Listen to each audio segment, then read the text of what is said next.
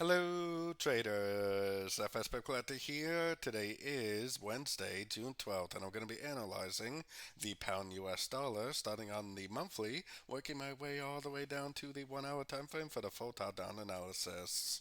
So today is a very big day for the dollar pairs especially. We have CPI inflation data coming out today, which I will be in a Zoom meeting with my premium members at the time of the CPI news, which if anybody is interested, the website is right here to join my premium membership.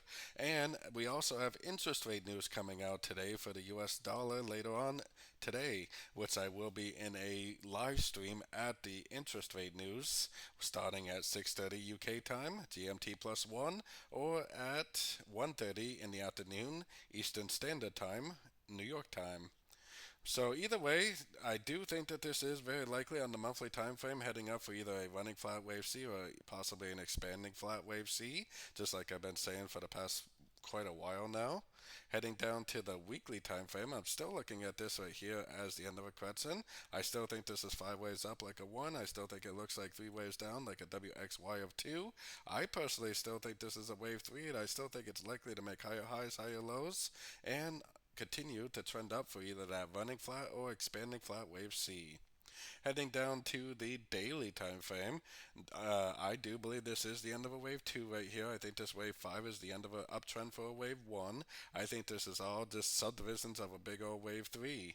It looks like it already made 3 waves down, but likely today's news is probably going to cause it to go down again. Maybe it'll go down, take out this structure, and then later on at the bigger news, which is the interest rate news, maybe that's what's going to cause it to continue the uptrend.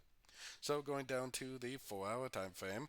On the 4 hour time frame, I would so far be looking at this move up as potentially a crescent to this move down, which is where we got our Fibonacci. I would definitely be looking at these Fibonacci retracement levels for a reversal, for an entry to go short for the continuation of the downtrend. Taking it down to the 1 hour time frame, like I said, we do have interest rate news coming out today, which I will be live streaming on YouTube for. And we have CPI news coming out today, which I'll be live streaming for my premium members in Zoom.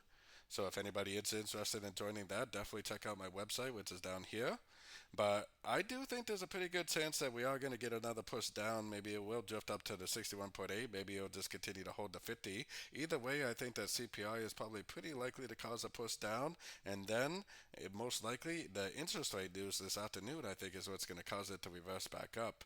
Now, we do have to be a little bit cautious because really, I mean, the dollar could just go up and these pairs could just keep on going down. I think that if you do get a nice reversal pattern to the downside, then you definitely need to look for shorts and hold shorts unless today's press conference after the interest rate news causes a reversal, causes a break of structure. If it does cause a reversal and a break of structure, I would definitely get out of my shorts and I would definitely start looking for longs for the continuation of what is likely a big old wave 3 on the much higher time frames.